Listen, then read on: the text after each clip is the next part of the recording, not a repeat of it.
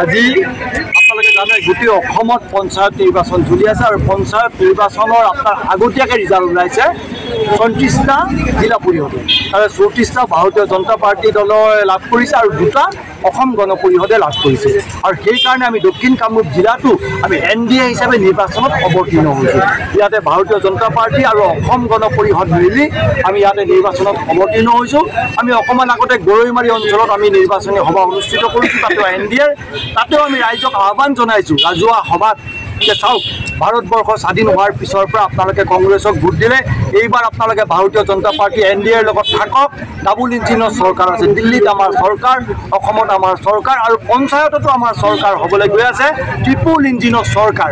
সেইকাৰণে আমি আপোনালোকক মানে ৰাইজক আমি আপোনালোকৰ জৰিয়তে ৰাইজক আহ্বান জনাইছোঁ।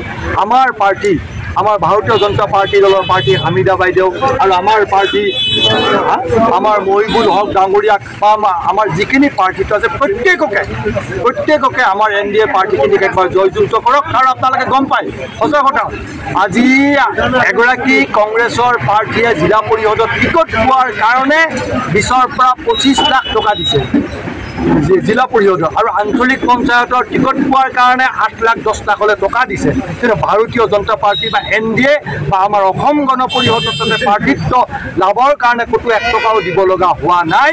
সেইকাৰণে আপোনালোকে গম পায় তেওঁলোকে কি কৰিব, ইমান টকা দি দুৰ্নীতি কৰিব লাগিব। কিন্তু আমাৰ NDAৰ যিখিনি পাৰ্টি আছে, ভাৰতীয় জনতা পাৰ্টি দলৰ পাৰ্টি, অসম গণ পৰিষদৰ পাৰ্টি, তেওঁলোকে ৰাইজৰ কাম কৰিব। আৰু তেওঁলোকৰ লগত কোন আছে? অসমৰ মাননীয় মুখ্যমন্ত্ৰী ডক্টৰ হিমন্ত বিশ্ব শৰ্মাদেৱ আছে। তেখেতে আমাক জনাইছে যে এইবাৰ যদি আমাৰ চমৰীয়া সমষ্টিত যদি এইবাৰ পঞ্চায়তত ভাল ফল নিৰ্ণয় কৰিব পাৰে, তেতিয়াহ'লে নিশ্চয় আমি পঞ্চায়তৰ পিছত 2026 চনতো আমি ইয়াৰ পৰা পাৰ্টি দিম, এনেকুৱা এগৰাকী শক্তিশালী পাৰ্টি দিম। এইবাৰ চমৰীয়া সমষ্টিৰ পৰা ভাৰতীয় জনতা পাৰ্টি বা NDAৰ পাৰ্টিয়ে নিশ্চয় জয়লাভ কৰিব পাৰিব।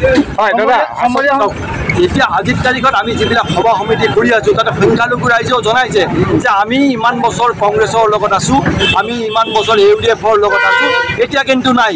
এতিয়া আমি ৰাইজৰ লগত আছোঁ, অসমৰ ৰাইজৰ লগত আছোঁ। কাৰণ অসমৰ ৰাইজ ডক্টৰ হিমন্ত বিশ্ব শৰ্মাদেৱৰ লগত আছে, BJPৰ লগত আছে।